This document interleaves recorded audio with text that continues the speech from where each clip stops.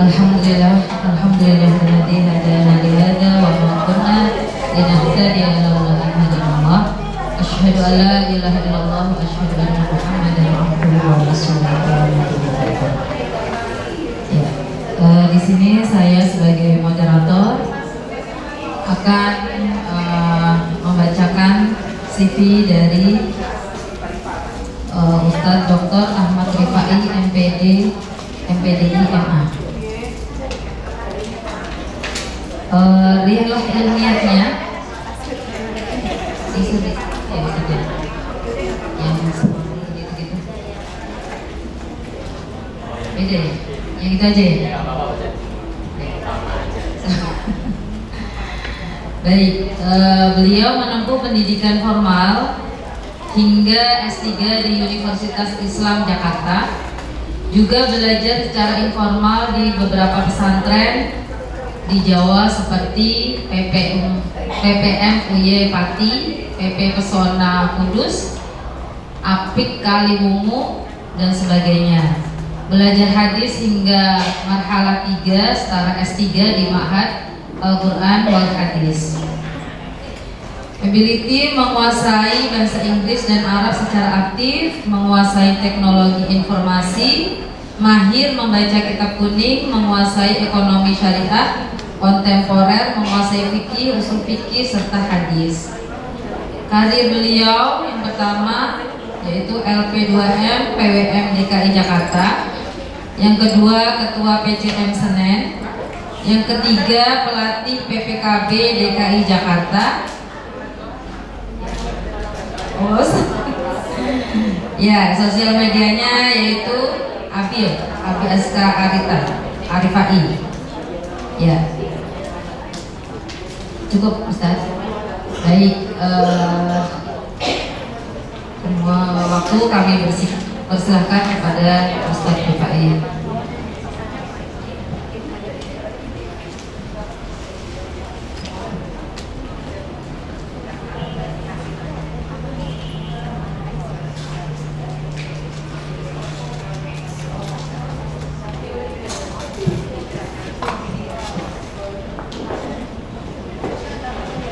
Assalamualaikum warahmatullahi wabarakatuh.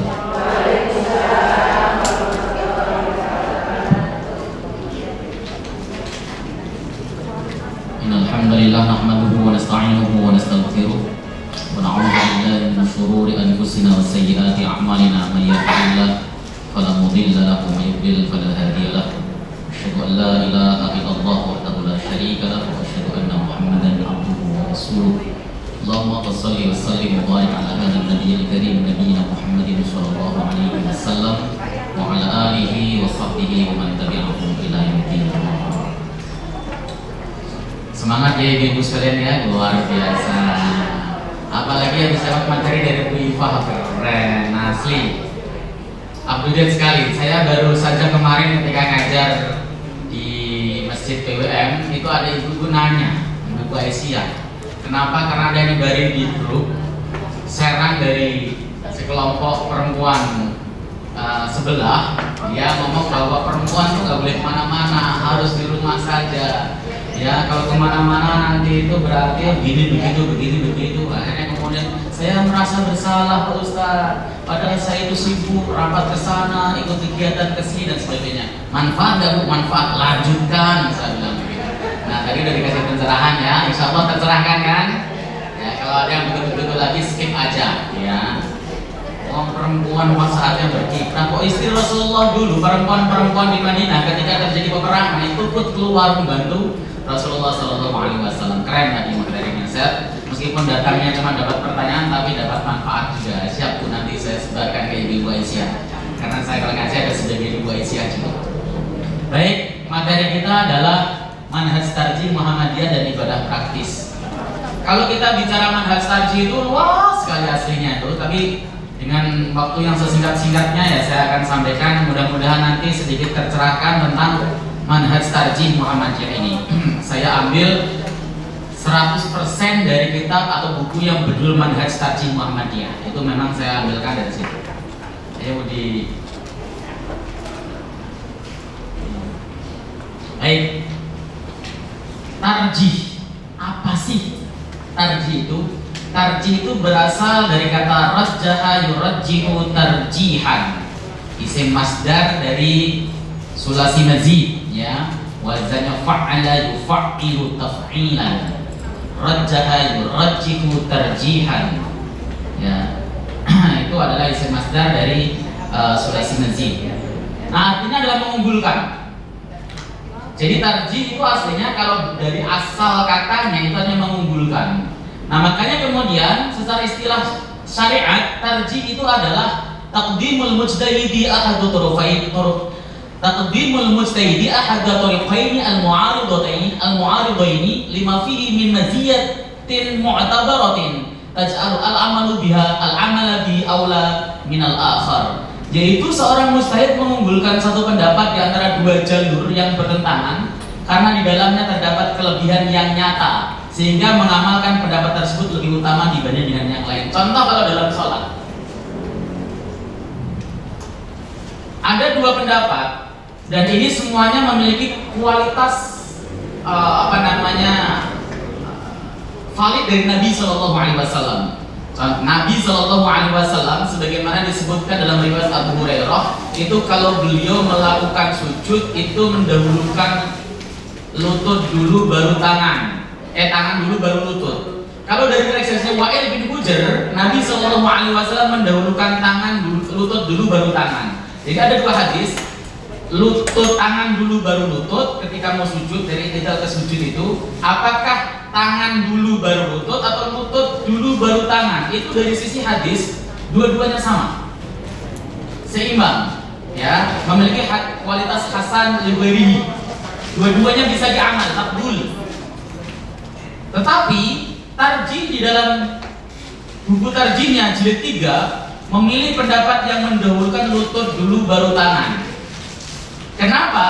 Karena hadis yang mengatakan mendahulukan lutut dulu baru tangan ini cocok dengan apa yang dikemukakan oleh Ibnu Qayyim dalam Zadul Ma'ad bahwa unta itu ketika menderum itu mendahulukan tangan dulu baru lutut. Sementara Nabi mengatakan ketika sujud kita tidak boleh menderum seperti unta, ya gitu kan?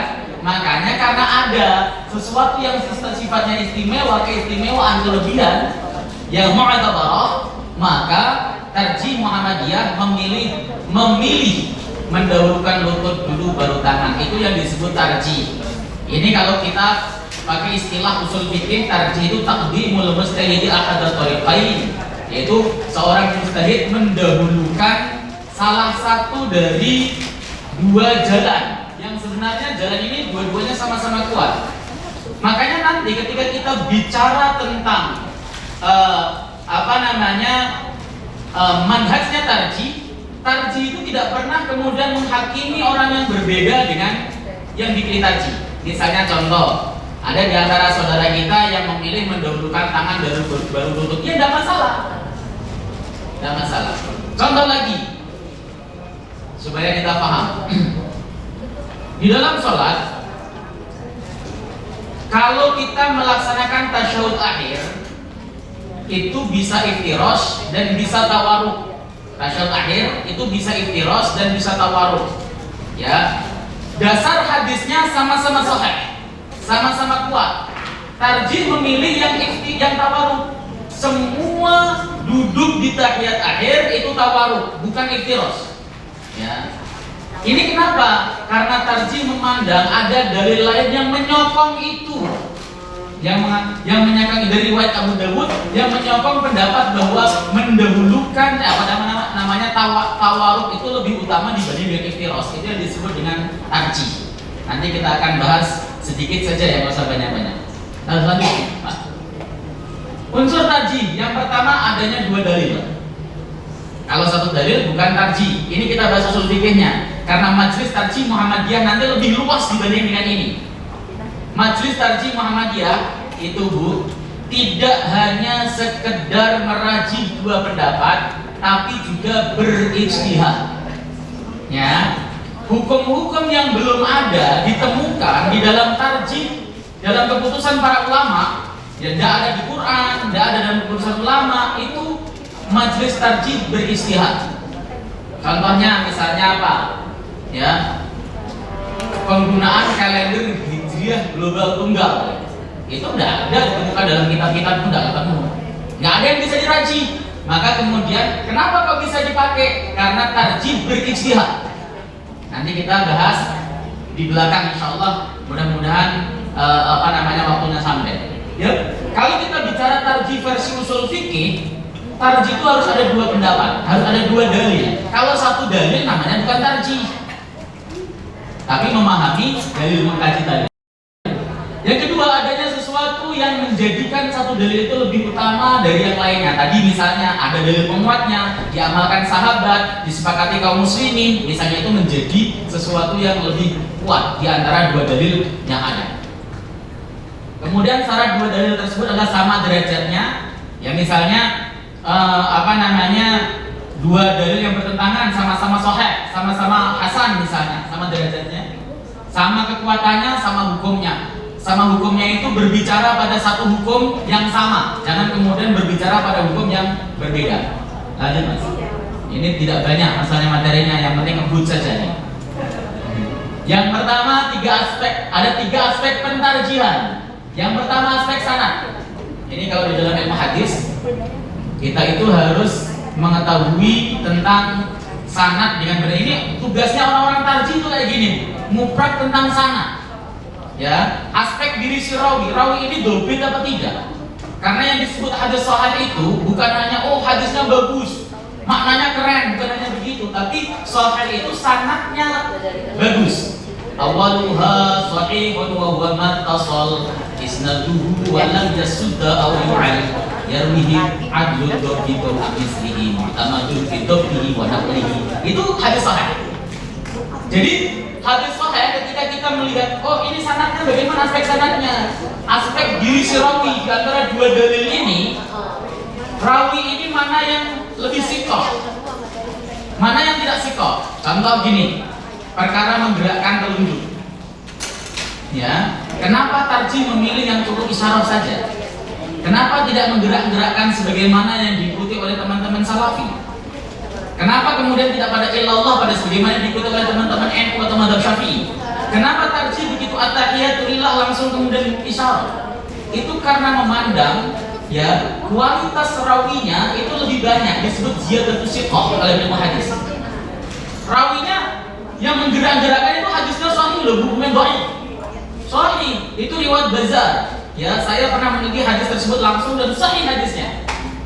Ada mukhalifnya, penentangnya, yaitu hadis riwayat Baihaqi lewat jalur Abdullah bin Jubair bin Awam yang mengatakan menggerakkan sedikit, tidak menggerakkan itu sahih juga.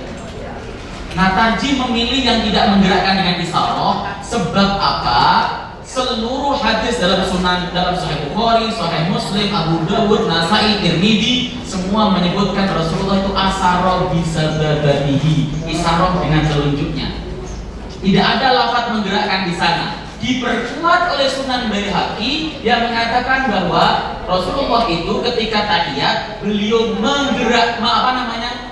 isyarah dengan telunjuknya, walam muharrikha, dan beliau tidak menggerakkan. Maka kata tarjih, hadis yang mengatakan menggerakkan meskipun sahih itu dikalahkan, mengikuti pendapat yang tidak menggerakkan cuma isyarah. Ini namanya melihat dari aspek perawinya, aspek sanadnya, ya, diriwayatkan oleh banyak orang lebih kuat dibanding dengan yang diriwayatkan cuma satu orang.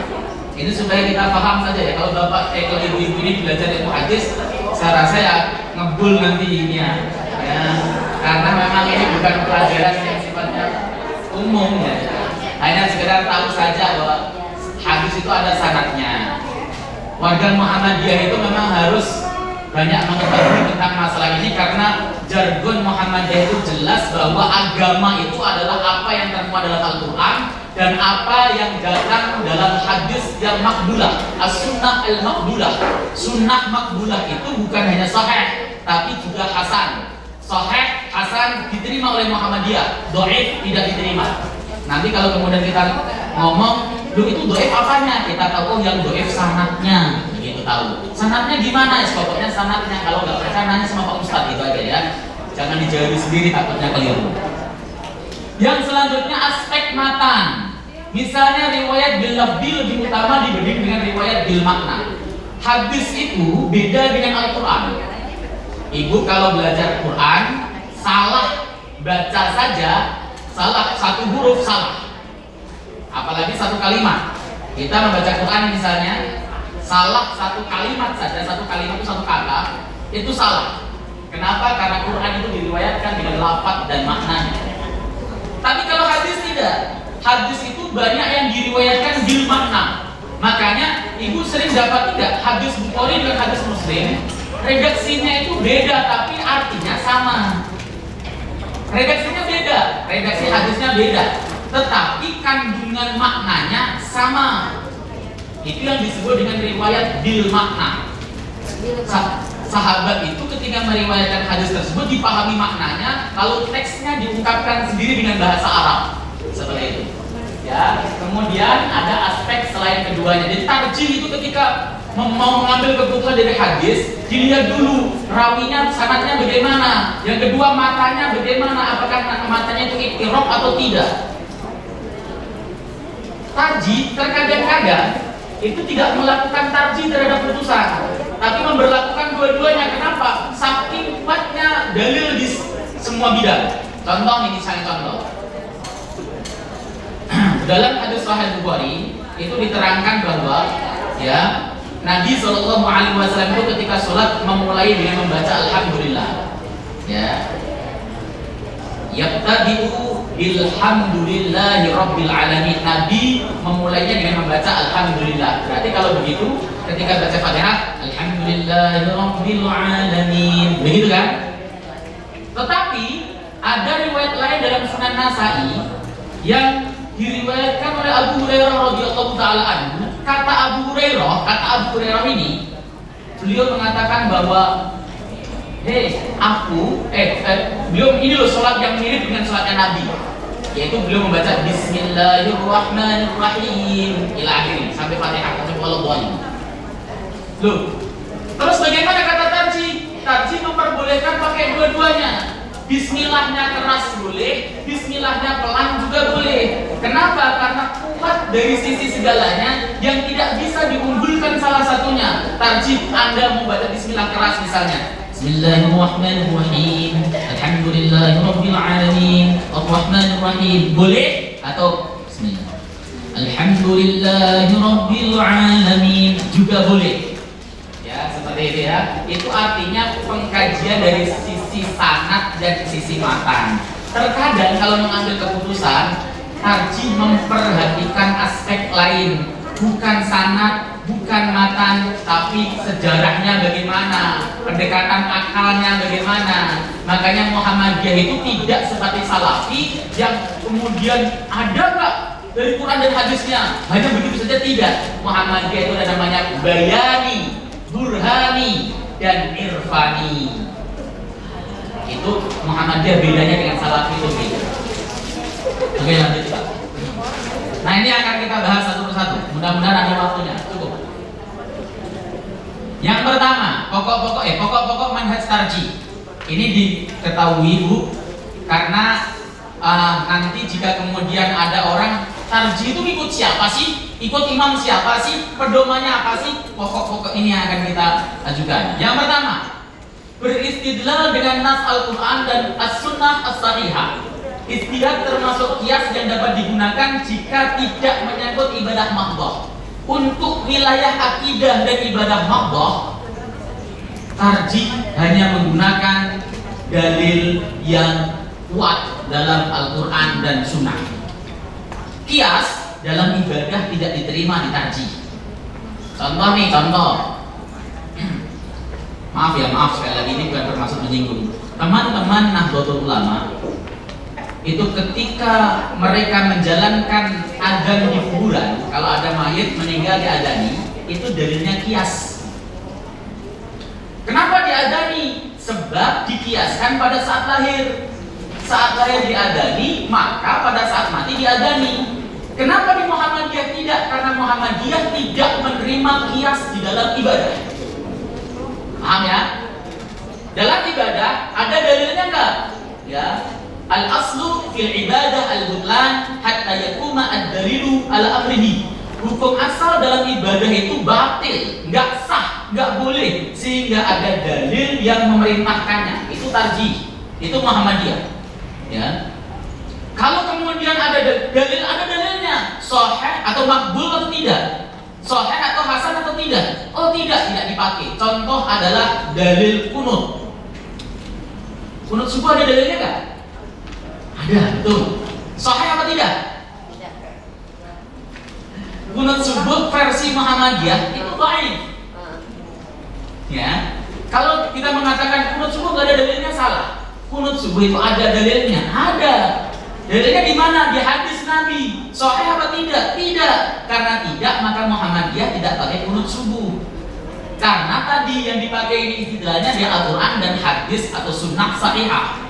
Kalau nggak sahih nggak dipakai meskipun ada dalilnya. Dan ibu harus ketahui, yang dimaksud sahih ini bukan sahih menurut ulama A, ulama B, ulama C, tapi sahih menurut tarjih Muhammadiyah. Ada hadis yang menurut ulama mengatakan dhaif, tarjih mengatakan hasan, dipakai di buku tarjih, HBT tarjih. Contohnya adalah kullu amrin dhibalin la yubda'u fihi bi bismillahirrahmanirrahim fa huwa aqta ay qalilul barakah. Semua perkara baik yang tidak dimulai dengan bismillahirrahmanirrahim, maka itu terputus, artinya sedikit barokahnya. Hadis ini menurut sebagian ulama itu dhaif, Bu. Tetapi tercantum di HBT tarjih Muhammadiyah. Kenapa? Versi tarjih hadis ini hasan. Apakah ada ulama lain yang mengatakan hasan? Ada, Imam Nawawi. Beliau mengatakan sanadnya jayyid. Maka dipakai oleh tarjih. Jadi kalau kemudian ada banyak yang protes ke saya, ini orang-orang Muhammadiyah yang agak-agak salafi.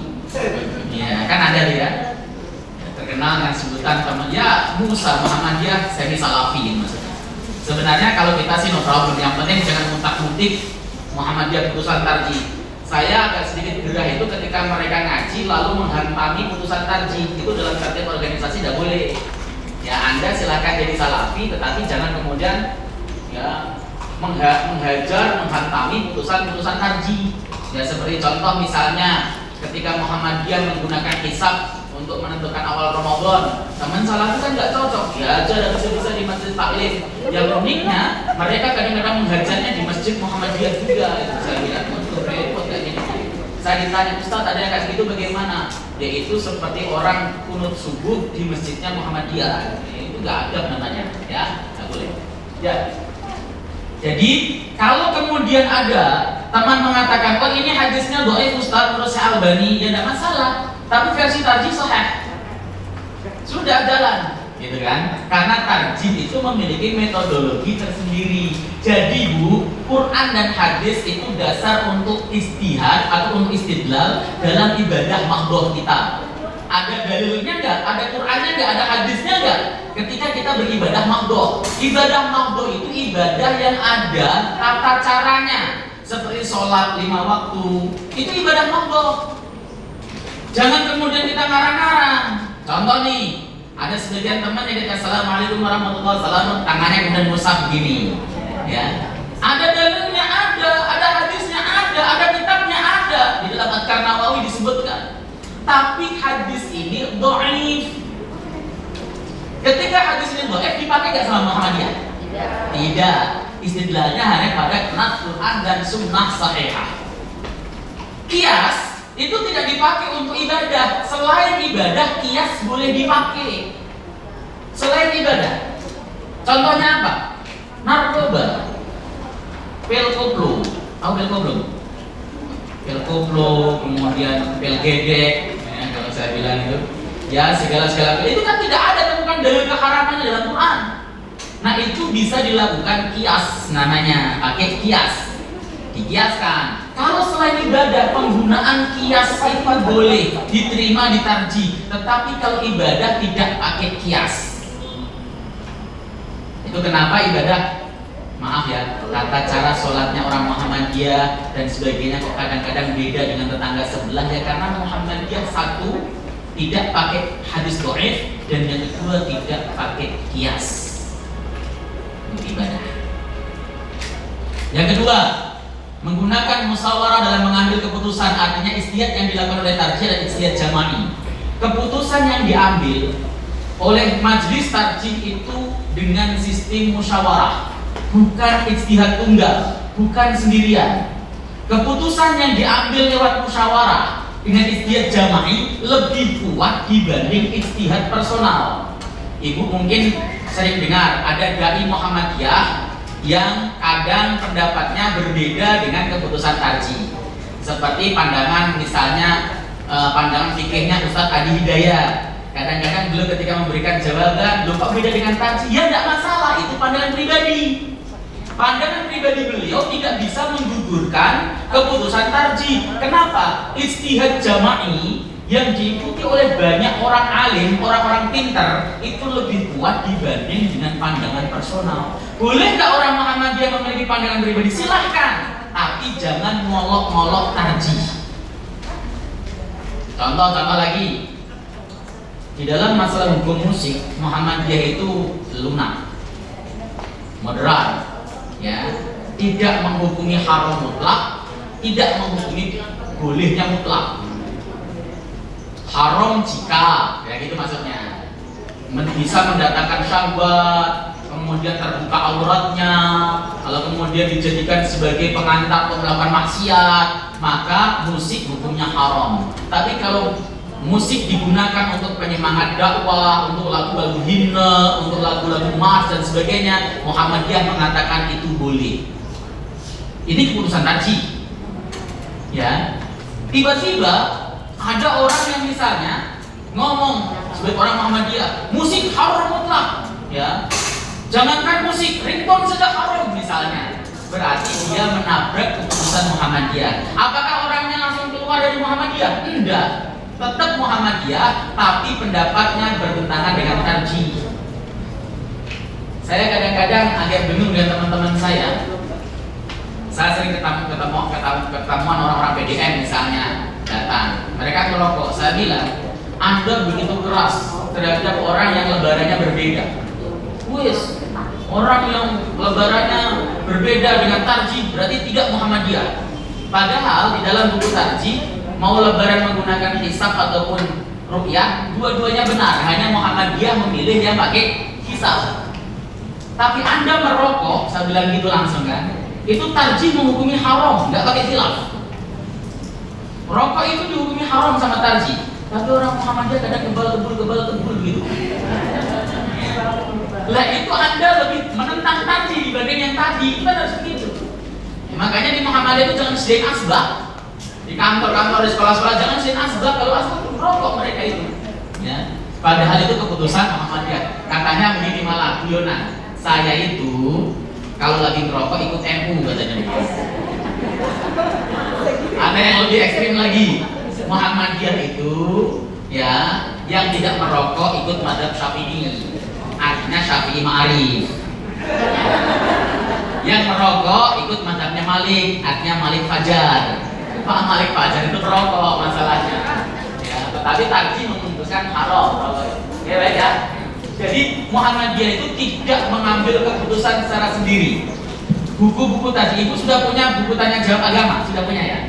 1 sampai 10 jilid itu. Kalau belum punya Bu, lumayan ya. Ibu nanti ketika ada acara-acara bisa, oh ini pandangan tarjih murah kok, bisa beli satu-satu juga boleh. Itu nyetaknya itu kalau nggak keliru pakai kertas koran, jadi murah. Ya baca satu dalilnya mana, yang penting kita tahu inilah wajah Muhammadiyah. Kemudian yang ketiga, tidak mengikatkan diri pada madhab tertentu, namun masih menggunakan pandangan madhab dalam menetapkan hukum. Ingat, Muhammadiyah tidak anti madhab. Ini orang-orang selalu ngomong gini, wah Muhammadiyah anti madhab. Tidak, kata siapa Muhammadiyah anti madhab? Saya kasih contoh.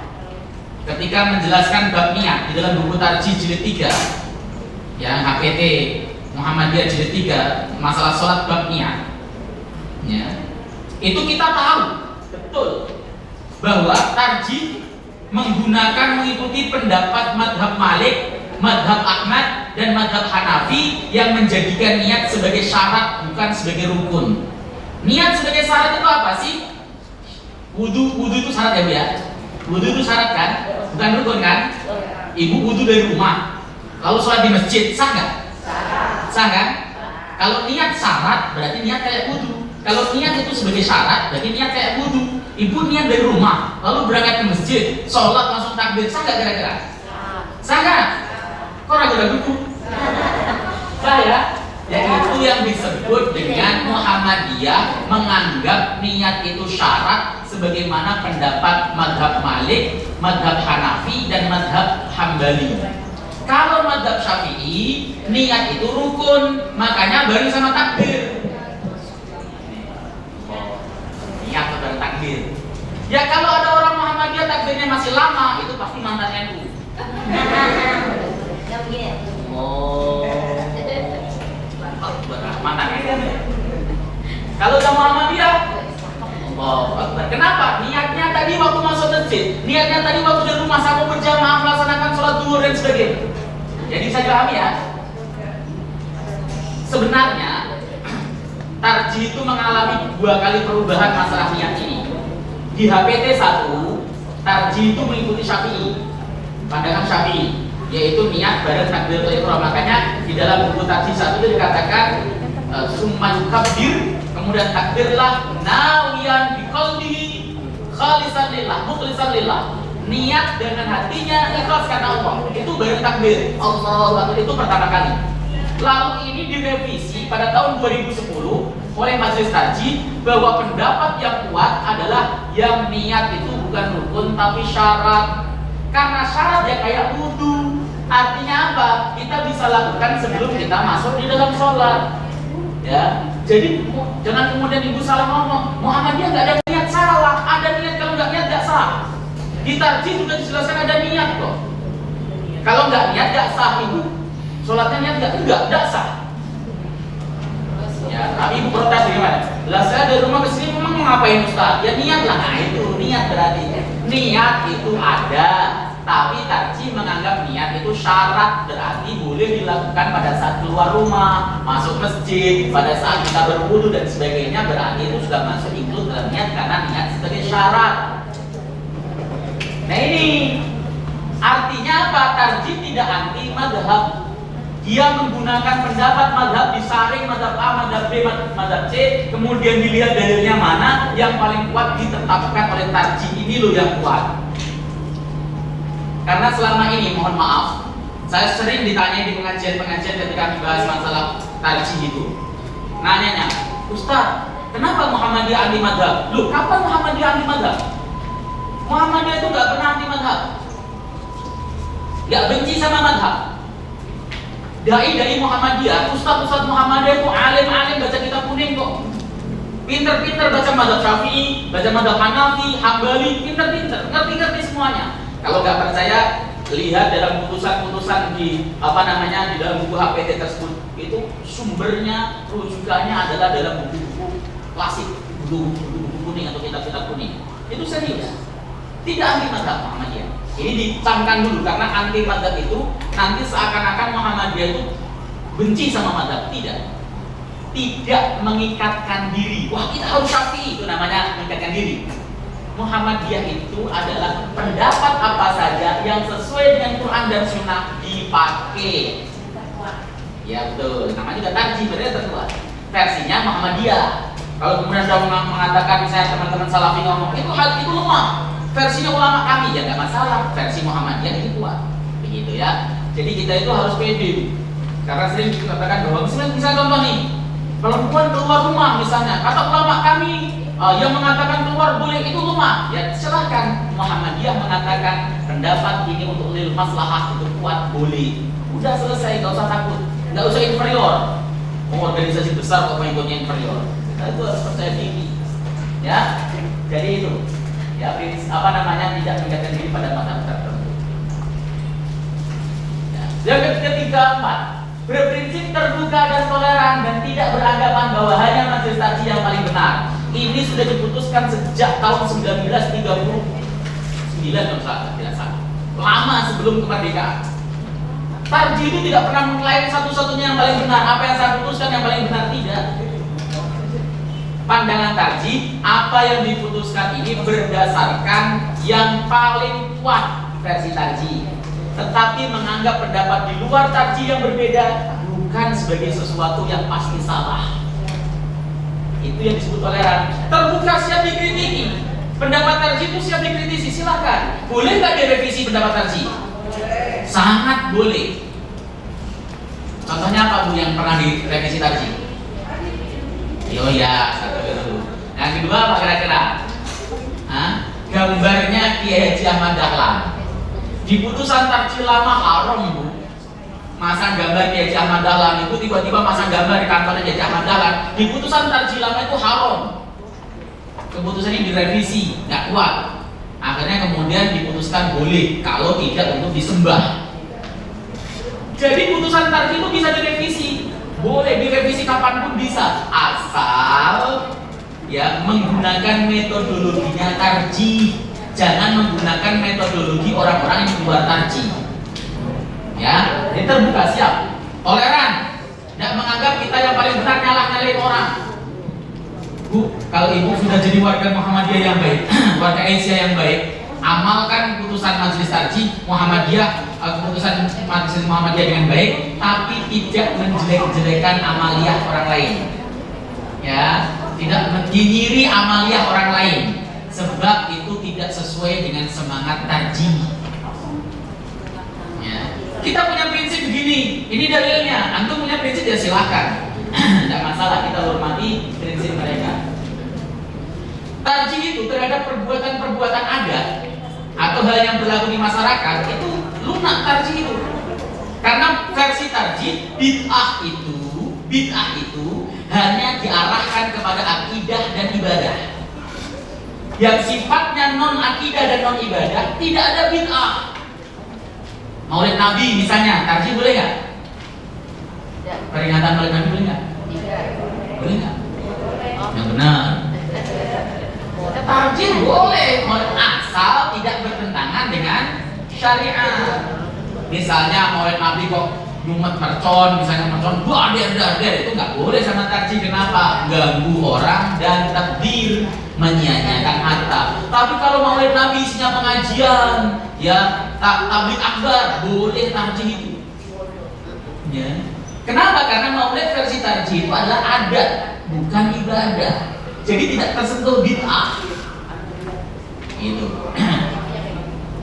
Kemudian yang kelima, dalam bidang akidah hanya menggunakan dalil mutawatir. Tarjih itu Bu, Ibu pernah baca HPT tarjih yang satu, buku satu? Belum? Punya? Nanti minta sama Diva. Ya minta dibeliin ya. Nah, ada download HPT Muhammadiyah langsung keluar PDF kayak begitu. Ya, di dalam HPT buku 1 ya, itu kan bab akidah di awal-awal. Tarjih itu bahasanya singkat sekali. Kenapa? Karena memang hanya menggunakan dalil mutawatir. Di buku 1 itu tidak ada susunan nama-nama malaikat. Siapa yang dapat nama-nama malaikat di buku tarjih? Ayo siapa tunjukin? Nggak bakal nemu, nggak ada. Kenapa? Nama malaikat itu ya, yang 10 itu ada beberapa bagian yang debatable. Dalilnya bukan dalil mutawatir. Saya kasih contoh. Malaikat Malik itu malaikat apa? Penjaga neraka ya Bu. Tunjukkan kepada saya dalil sahih satu saja yang mengatakan penjaga neraka itu malaikat Malik.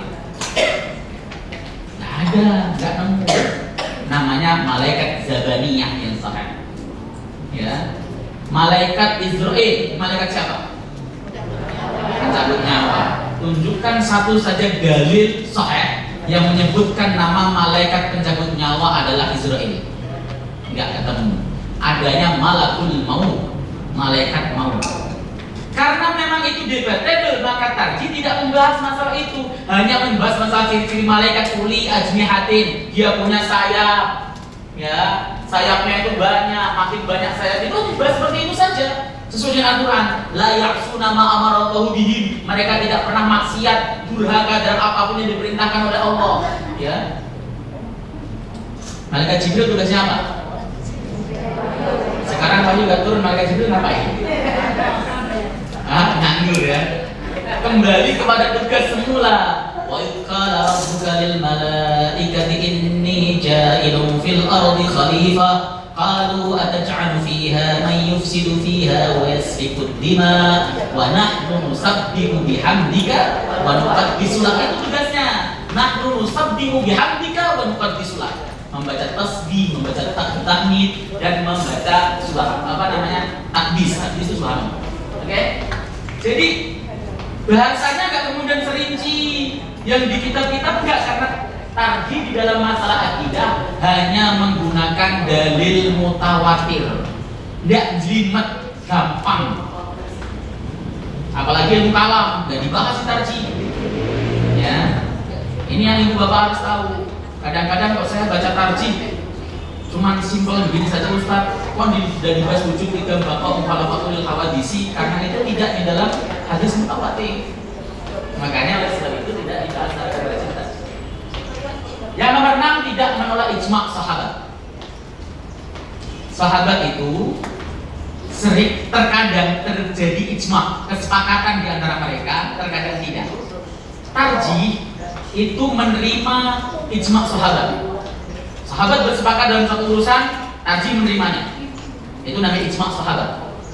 Ya. Tapi kalau qaulus sahabat, pendapat sahabat personal itu tidak digunakan oleh tarjih kecuali untuk memahami ayat-ayat mustarak, ayat-ayat yang memiliki makna ganda. Contoh, ya, di dalam Quran itu ada salah satu pembatal wudu adalah lamastumun nisa, gitu kan, menyentuh perempuan. Tarjih tidak mengartikan itu menyentuh, tapi maaf, berhubungan badan. Kenapa? Karena Ibnu Umar, Ibnu Abbas, ya, kemudian sahabat-sahabat seperti Umar bin Khattab berpendapat bahwa kata lamasa itu adalah majazi, makna aslinya adalah berhubungan badan.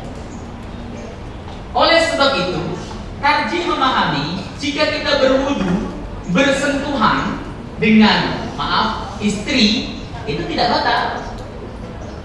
Kenapa alasannya? Karena kata lamasa itu diartikan bukan sentuhan, tapi berhubungan badan. Oleh sebab itu kalau kemudian ada protes, loh, kata kita salaman, pemahaman kita beda. Tarjih itu menggunakan qaul sahabat hanya pada lafaz mustarak. Itu mustarak, kata lamasa itu bisa berarti menyentuh, bisa berarti berhubungan badan. Tarjih memilih yang berhubungan badan sebab ada qaulus sahabat, pendapat sahabat. Paham ya? Seperti ini harus ngerti. Karena ini yang berkaitan dengan masyarakat di umum nanti. Ibu kenapa sehabis salaman sama suaminya kok lalu kemudian melaksanakan sholat tanpa wudu lagi? Dalam putusan tarjih tidak batal sebab kata lamasa itu diartikan oleh tarjih bukan menyentuh tapi berhubungan badan. Kalau menyentuh tidak membatalkan, lanjut sholat. Loh, kami kok berpendapat batal? Karena pendapat mazhab Anda kata lamasa artinya menyentuh. Kami mengikuti pendapat yang mengatakan berhubungan badan, lamasa berhubungan badan. Kenapa? Karena para sahabat berpendapat demikian. Selesai. Itu namanya orang-orang Aisyah pintar hujah. Jadi ketika berhadapan dengan masyarakat harus bisa hujah untuk menjelaskan. Kalau enggak nanti dinyinyirin, ya, katanya Aisyah, ahli takrib ditanyain kok.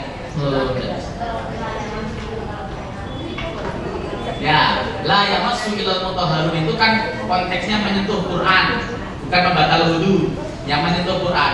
Muhammadiyah memahami kata yang gunya pada Al-Quran, la yamassu ilal mutahharun, gunya adalah Quran yang ada di Lauhul Mahfuz. Ya, al-mutahharun dimaknai adalah malaikat yang suci. Itu tafsiran ada. Itu pendapat Ibnu Abbas. Jadi itu mu'tabar. Maka kalau kemudian ada yang mengatakan, loh, saya gak wudu megang Quran, gimana hukumnya? Kalau Muhammadiyah, majelis tarjih menghukumi tidak apa-apa, tidak dosa. Tapi utama berwudu. Gak dosa ya, gak dosa, tapi utama berwudu. Tapi gak dosa. Kenapa gak dosa? Sebab tidak ada dalil sahih yang mengatakan itu dosa atau dilarang menyentuh Quran dalam keadaan tidak punya wudu. Tidak ada dalil sahihnya. yang dipakai dari Quran tadi ternyata Muhammadiyah mengambil tafsir Quran yang di Lauhul Mahfuz. Ya Bu ya. Nah ini, jika ada dalil yang bertentangan, maka digunakan metode al-jam'u wa taufiq. Jika masih belum bisa, maka dilakukan tarjih. Hadis itu ada yang mu'taridah, bertentangan. Hadis A, hadis B, hadis C itu bertentangan. Sering. Kalau kita belajar hadis, itu sering bertentangan. Contoh. Tentang takbir. Nah, takbir atau ihram ngomong, masa masih bahas ini ibadah juga ya? Selesainya jam 10, ngangkat dalam, tambah lagi ya dia. Jadi tentang takbir, saya jelaskan. Di dalam Sahih Muslim, ya, Nabi Shallallahu Alaihi Wasallam rafa'a yadaihi, ya, hadwa mangkibai, mengangkat kedua tangannya sejajar dengan pundak. Hadis Sahih Muslim. Ada dalam Sunan Abu Dawud. Sahih juga hadisnya. Nabi Shallallahu Alaihi Wasallam mengatakan bahwa Nabi itu rafa'a yadaihi hadwa somahai udunah, hadwa udunai, sejajar dengan telinganya. Hadis ini bertentangan. Yang betul sejajar dengan pundak atau sejajar dengan telinga. Tarjih melakukan metode al-jam'u wa taufiq. Kompromi, dikompromikan, digabungkan. Maka kata tarjih, yang sejajar dengan telinga itu ujung-ujung jari, yang sejajar dengan pundak itu pergelangan tangan, pangkal tangan. Nah, begitu tadi tarjihnya, ya, bukan begini seperti teman salafi, bukan begini juga, ya. Ya kan ada yang teman salafi kan, nggak begitu. Tarjih yang sejajar dengan telinga itu adalah ujung-ujung dari sini, yang sejajar dengan pundak adalah pergelangan tangan. Jadi dua hadis ini diamal sekaligus oleh tarjih pakai metode ini. Ini sebenarnya metode seluruh ulama. Kalau terjadi pertentangan hadis, lakukan metode at-tawfiq, ya, metode jamak, ya, metode menggabungkan, mengkompromikan dalil yang bertentangan. Dikompromikan bisa nggak? Oh, nggak bisa misalnya. Kalau nggak bisa, ada hadis yang disatukan nggak bisa, lakukan tarjih. Contoh apa? Nabi bersabda, aftarul haji wal mahjum, batal puasanya orang yang minta dibekam dan yang membekam. Orang yang membekam dan yang minta dibekam, dua-duanya batal puasanya. Itu hadis Sahih Bukhari. Puasa. Nah, hadisnya sahih. Tapi ada hadis lain, sahih juga. Diterangkan karena Nabi sallallahu alaihi wasallam ihtajama wa huwa sha'im muhrim. Nabi sallallahu alaihi wasallam berbekam sementara beliau dalam keadaan puasa dan berihram. Hadis ini enggak mungkin dikompromikan. Pakai metode al-jam'u wa taufiq enggak bisa. Enggak bisa. Kenapa? Bagaimana cara memkompromikan? Maka Muhammadiyah melakukan tarjih, yang kuat yang mana? Oh, yang kuat yang enggak batal. Tapi itu. Paham ya? Banyak sekali sebenarnya ini kalau kita terjun di lapangan membahas masalah hadis, akan banyak sekali menemukan hadis-hadis yang mu'taridah, yang bertentangan satu sama lain. Ini saya belum bahas masalah sholatnya, nanti dibaca aja sendiri ya. Atau nanti ini sambil lalu ya. Kemudian mau satu daroi itu begini. Mohon maaf. Kita melarang sesuatu tujuannya supaya tidak ada mudarat yang besar. Misalnya contoh. Ibu-ibu Aisyah pernah nggak diajak oleh Ibu Ifa untuk kita riklah religi ziarah wali songo, pernah nggak? Kenapa? Karena satu daroi, takutnya ibu-ibu pada ambil kembang, mengkultuskan makam, minta pada kuburan, itu namanya satu daroi, ya, menutup sesuatu yang bisa menjadikan mafsadah atau kemungkaran besar. Ya udah nggak usah. Meskipun Rasulullah memerintahkan zarah, boleh orang Muhammadiyah zarah boleh. Ya, tapi kenapa kita nggak kemudian, ayo ibu-ibu, ya kita 100.000 nanti kita ziarah ke makam Banten misalnya, dan kenapa nggak diajak? Satu daroi.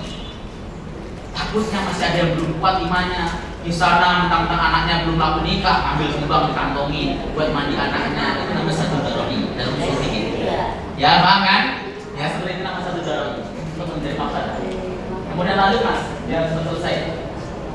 Nah, berpegang pada taisirul manhaj. Muhammadiyah itu manhaj mudah.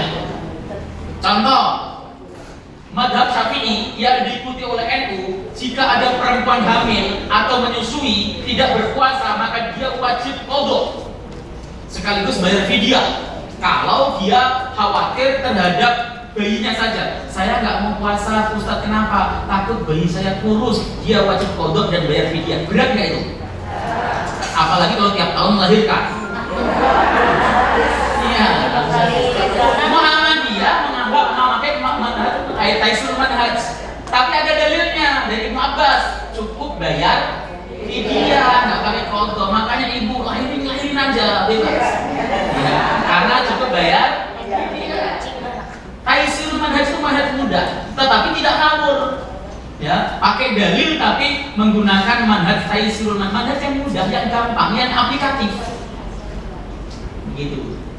Saat orang-orang masih debat zakat dengan duit boleh apa tidak, Muhammadiyah boleh, yang gampang. Yang penting tidak ngawur pendapat. Baik. Langsung saja Mas, lanjut Mas. Nah, ibadah praktisnya ini sebenarnya gampang sih. Udah bisa ya? Ya tinggal tanya aja kalau gitu. Saya rasa begitu. Kebetulan kalau saya disuruh cepat malah senang karena saya mau pesantren saya di Depok sana, langsung ke nanti. Boleh, silakan. Saya kalau dia silakan. Baik, terima kasih Ustaz. Alhamdulillah ya Bu, kita banyak ilmu dan wawasan yang bertambah gitu ya. Ya, kemudian untuk termin pertama kami buka pertanyaan untuk 3 pertanyaan. Siapa aja Bu? 1, 2, 3. Ya, 3 dulu ya Bu ya. Ya, silakan Ibu yang belakang sebutkan nama dan dari cabang mana.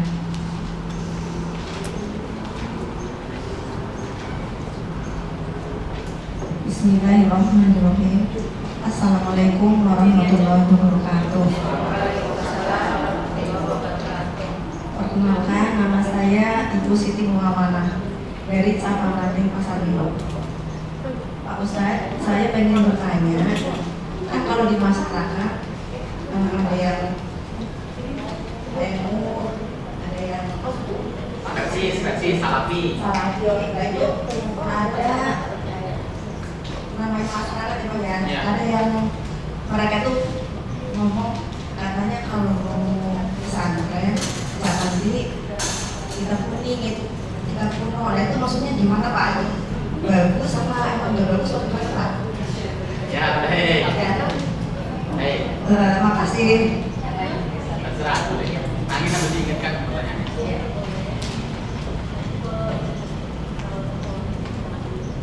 Ya, selanjutnya untuk Ibu.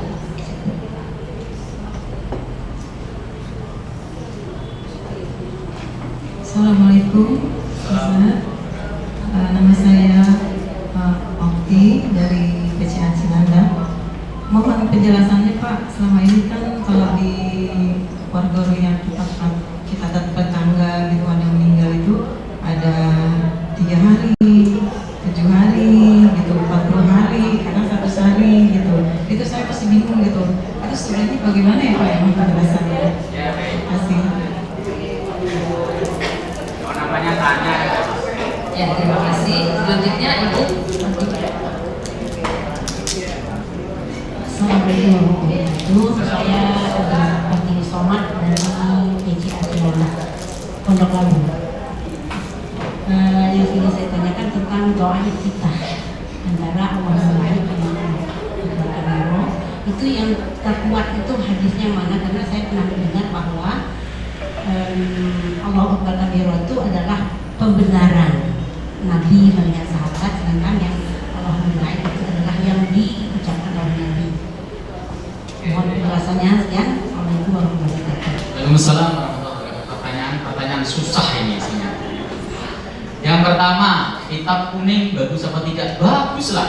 Pesantren Muhammadiyah MBS sudah ngajarin kitab kuning. Ya, kitab kuning itu kitab berbahasa Arab. Anak diajari itu supaya mahir berbahasa Arab. Kenapa kok berbahasa Arab penting? Karena Quran dan hadis itu berbahasa Arab.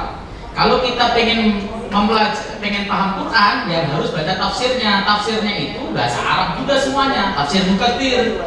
Ada yang dulu kitab-kitab itu dicetak dengan kertas kuning, maka disebut kitab kuning. Sekarang kitabnya putih semua. Kitab saya itu di rumah putih semua kertasnya. Ya, jadi Istinya sama, tapi jadi disebut jadul ya jadul. Cuman Muhammadiyah itu tadi bahwa di dalam memutuskan suatu perkara itu selalu melihat bagaimana pendapat ulama terdahulu dalam kitab-kitabnya, lalu Muhammadiyah beristihad mengambil pendapat yang kuat dan dalilnya juga valid lalu dipakai. Jadi belajar kitab kuning tidak masalah, oke Bu ya. Nah, jangan kemudian Ibu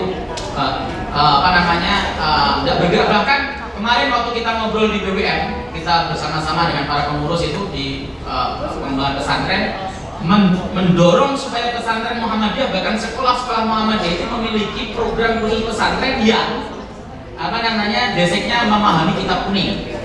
Ngomongnya langsung gitu. Bahkan di PWM sendiri ada pengajian kitab kuning. Saya ngajar itu setiap hari Jumat kedua. Kemarin saya ngajar kitab kuning, pengajian kitab kuning gitu ya. Jadi nggak apa-apa ya.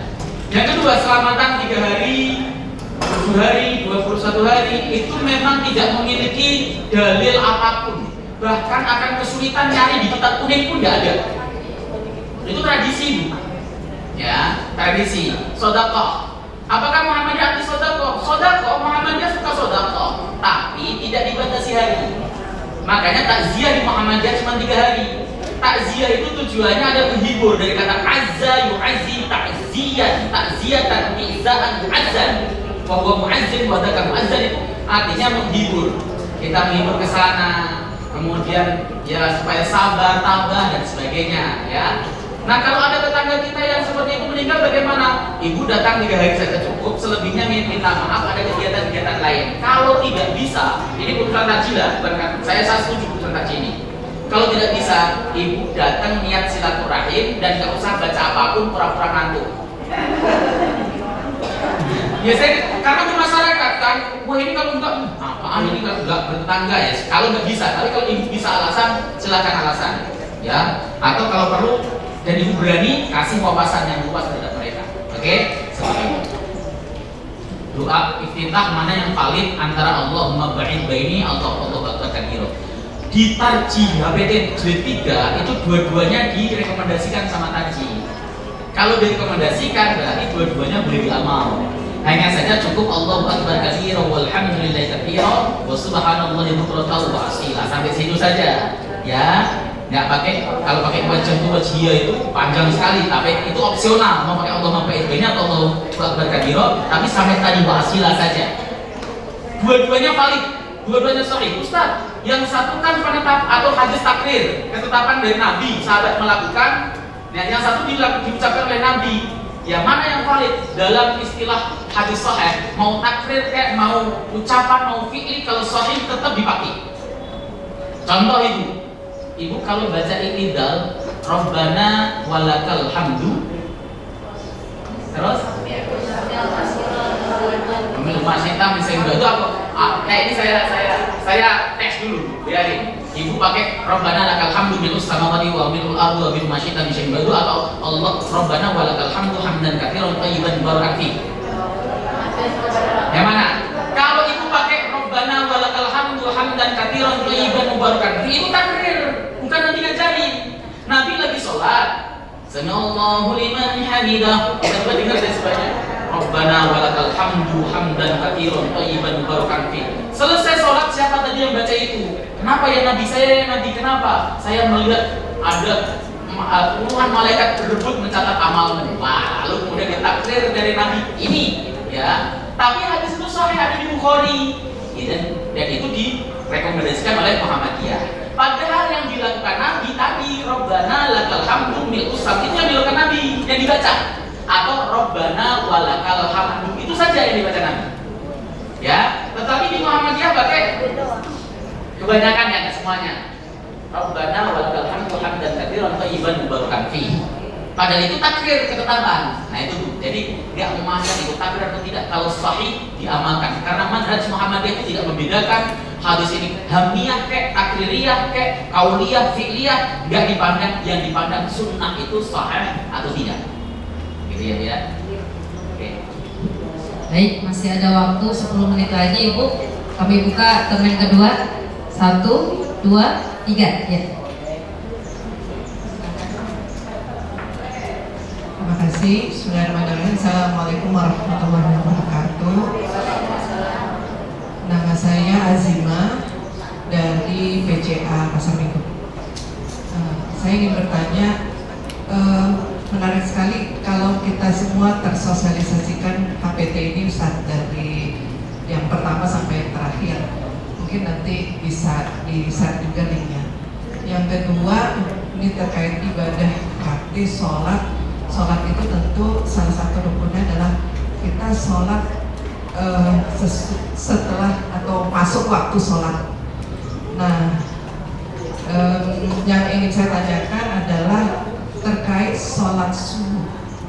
Ya, sepertinya masih ada beberapa pendapat ya, walaupun Majelis Tarjih sudah menyampaikan min 8 derajat begitu ya. Nah, ini mungkin bisa menjelaskan gitu ya, terutama tentang fajar shodiq dan sebagainya, dan bagaimana kita dari Aisyah ini terbaiknya begitu ya, yang sebaiknya seperti apa itu sholat subuh, mengingat pemerintah itu min 20 yang masih gelap. Terima kasih. Assalamualaikum warahmatullahi wabarakatuh.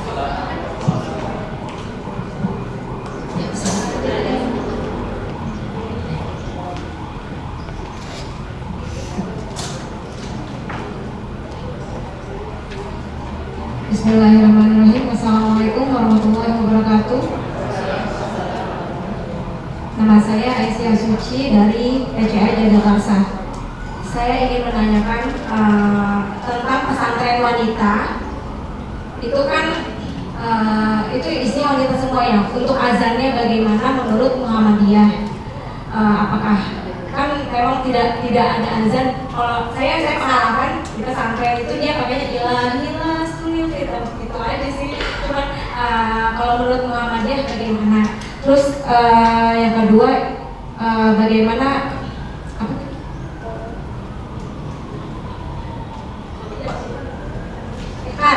Nyekar itu hukumnya seperti apa? Terima kasih. Assalamualaikum warahmatullahi wabarakatuh. Ziarah maksudnya.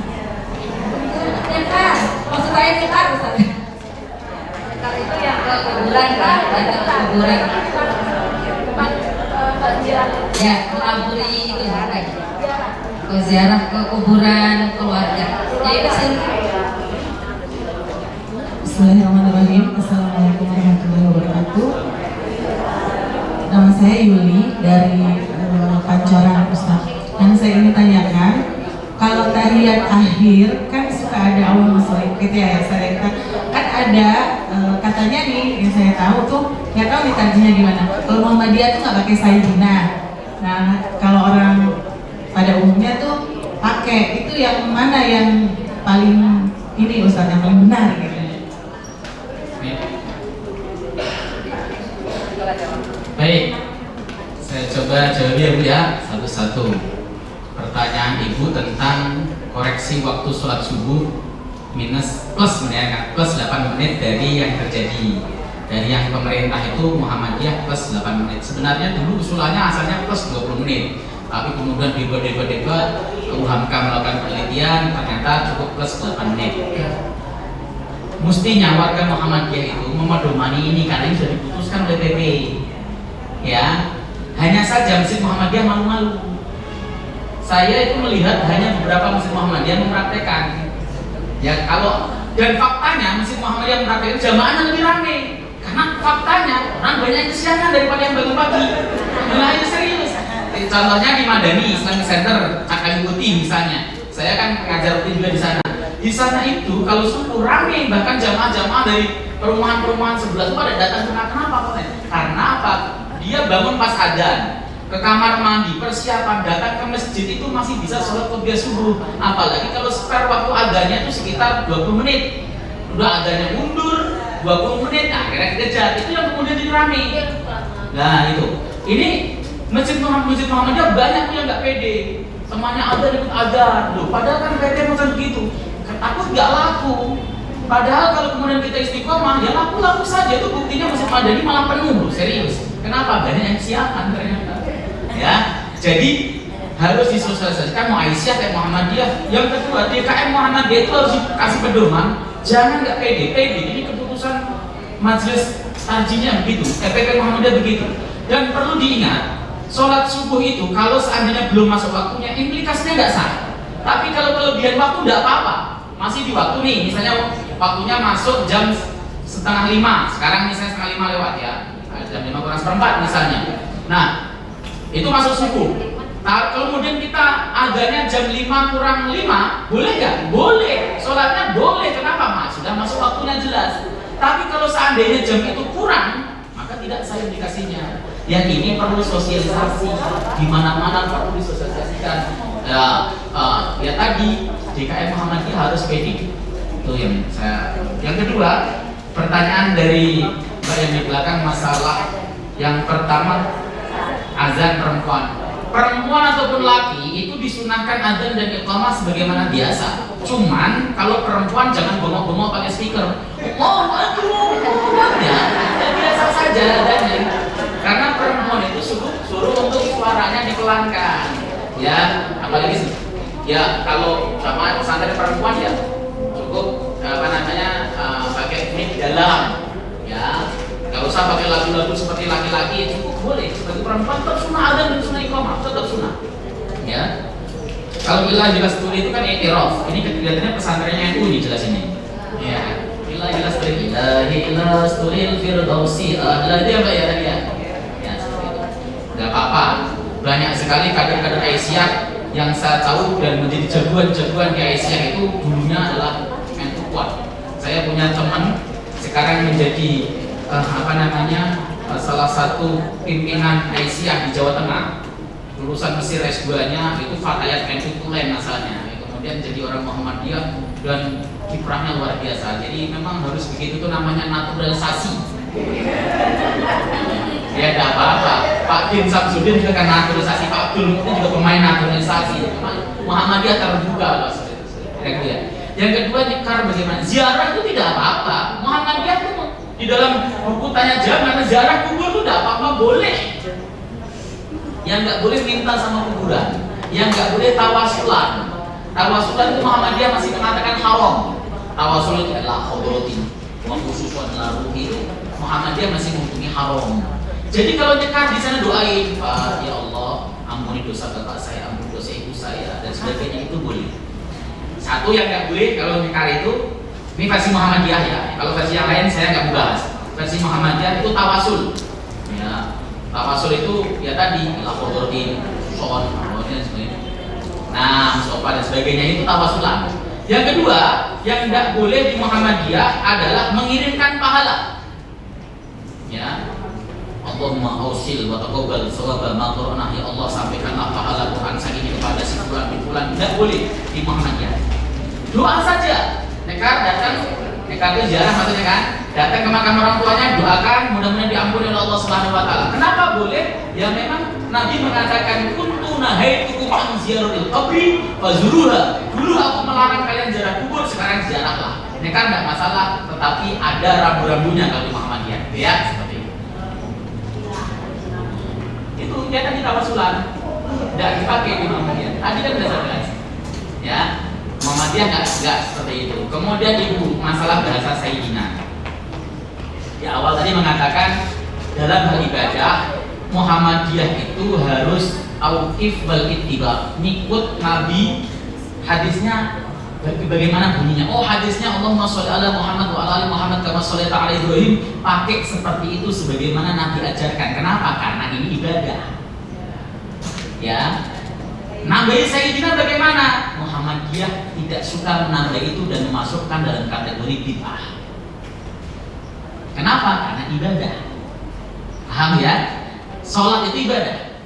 Maka tidak boleh ada tambah-tambahan. Dan sebenarnya bukan Muhammadiyah saja yang seperti itu. Madzhab Syafi'i, orang-orang NU yang kuno juga tidak pakai Sayyidina. Yang pakai Sayyidina orang-orang sekarang. Ya. Itu tapi kita jangan mengatakan, oh antum bacanya pakai Sayyidina, ahlul bid'ah, ya jangan. Kita mengatakan dari diri kita, oh saya tidak pakai Sayyidina. Kenapa? Nabi tidak ajarkan pakai Sayyidina. Allahumma sholli ala Muhammad wa ala ali Muhammad kama shallaita ala Ibrahim wa ala ali Ibrahim wa barik ala Muhammad. Cukup. Enggak usah kemudian kok kenapa kok enggak pakai Sayyidina? Anti Sayyidina. Sayyidina boleh dibaca di luar sholat.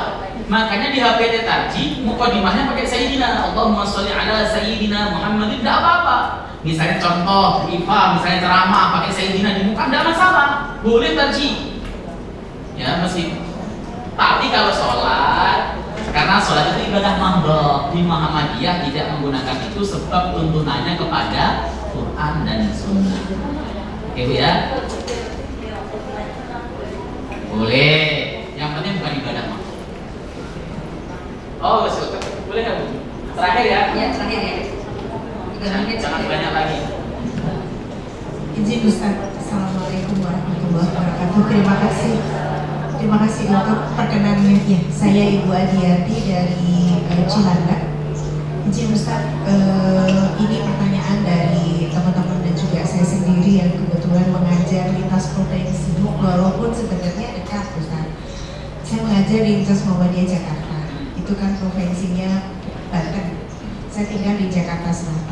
Kadang juga kalau misalkan dari kediaman pribadi itu di Bogor, berarti itu kan Jawa Barat. Nah, kadang-kadang yang kami rasakan itu kan perjalanan sekalinya berangkat itu karena macet, itu bisa 2 jam setengah, kadang 3 jam.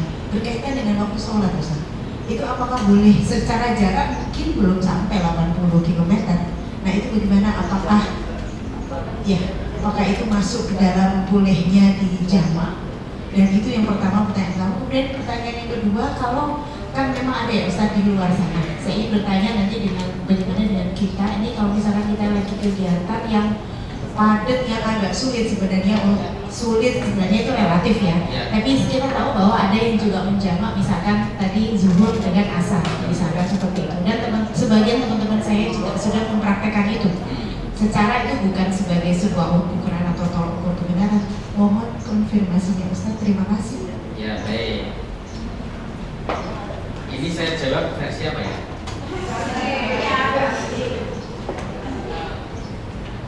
Baik. Saya coba jawab sebisa saya. Sebenarnya Tarjih Muhammadiyah itu memutuskan bahwa ketika melaksanakan sholat jamaah bolehnya melaksanakan jamaah itu karena ada udzur, safar, hujan dan sakit. Jadi ya safar. Nah, safar ini yang kemudian menjadi pembahasan yang sangat serius. Apakah jarak itu mempengaruhi atau tidak? Kalau jarak mempengaruhi, kalau kita bicara dalam konteks 4 madhab, semuanya berpedoman bahwa jarak itu mempengaruhi, sebab Rasulullah melaksanakan sholat jamak dan qashar itu ketika beliau sudah melakukan safar, dan safarnya ada sampai 16 marhalah seperti itu. Kalau 16 marhalah itu sekitar 80 km tadi. Kalau madzhab Abu Hanifah 90 km, madzhab Ahmad itu kalau saya tidak salah sekitar 75 atau 70 km. Nah,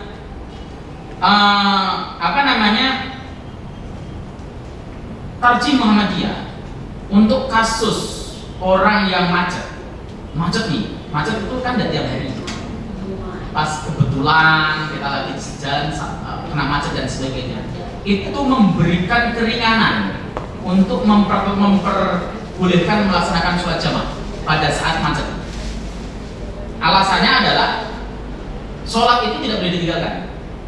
Yang kedua, inna hadad dini yusrun, agama ini mudah. Inna hadad dina yusrun, agama itu mudah. Manhajnya adalah taisir manhaj. Apakah ada yang memperbolehkan pendapat ulama atau hadisnya Nabi yang menjadi dasar bahwa itu diperbolehkan menjamak dalam kondisi seperti itu? Ada dalam Sahih Bukhari. Nabi SAW pernah menjamak sholat zuhur dan asar. Beliau tidak safar, tidak hujan, dan juga tidak sakit. Ini yang kemudian dipakai dalil oleh para ulama, termasuk di dalam Ibnu Hajar, Imam Nawawi, ya, memperbolehkan melakukan jamak karena ada hajat, keperluan. Itu. Kalau tarjih jelas memperbolehkan. Ya, misalnya ibu mau menepi nggak bisa, mau keluar di tol kan, apalagi nggak di tol, repot lagi, gimana? Maka tarjih memberikan boleh untuk menjamak dalam kondisi seperti itu. Ya Bu ya, kondisi seperti itu. Dalilnya tadi Nabi pernah menjamak. Alasannya apa? Rahmatan li ummati, sebagai rahmat bagi umatku. Kalau tidak nanti akan kesulitan. Seakan-akan Nabi itu tahu problematika orang Jakarta, yang macet dan sebagainya. Sholat tidak boleh ditinggalkan, laksanakan saja. Itu putusan tarjih ya, yang apa namanya melaksanakan sholat jamak di saat macet sampai 2 jam, 3 jam seperti itu. Ya. Atau kalau ibu mau melaksanakan, saya ingin melaksanakannya sholat dalam kondisi khusus, berarti sholat di kendaraan sebisanya mungkin. Ya, silakan. Karena Rasul mengatakan ittaqullah mastata'tum, takwalah kepada Allah semampumu. Tetapi kalau tarjih tadi masih memperbolehkan, tarjih memperbolehkan menjamak, intinya begitu. Terus apa lagi yang tadi? Ya, dikatakan hadis tadi dipakai juga alasan sebagai opsi jika ada hajat itu kebutuhan.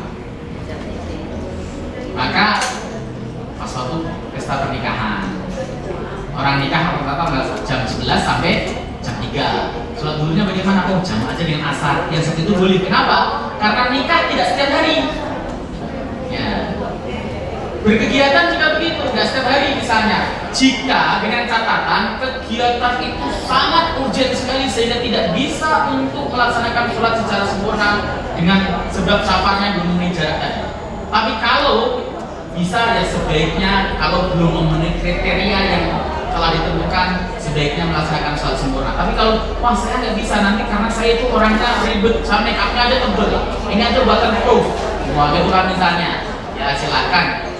Intinya jangan sampai kita meninggalkan sholat itu yang diputuskan oleh tarjih Muhammadiyah. Jadi itu kalau macet nggak bisa kenapa-napa, nggak bisa kemana-mana, nggak bisa bergerak. Kemudian kalau kemudian kita sampai rumah juga telah lepas waktu, maka harus boleh menjamak. Dan ingat, kalau kita mau melaksanakan jamak terakhir, ketika terjadi macet dalam hati kita sudah berniat melaksanakan sholat ini di jamak yang isya. Harus pakai niat. Itu saran saya, itu urusan tarjih. Saya cukup. Ya, terima kasih atas pertanyaannya semuanya. Semoga menambah ilmu dan wawasan kita. Terima kasih juga untuk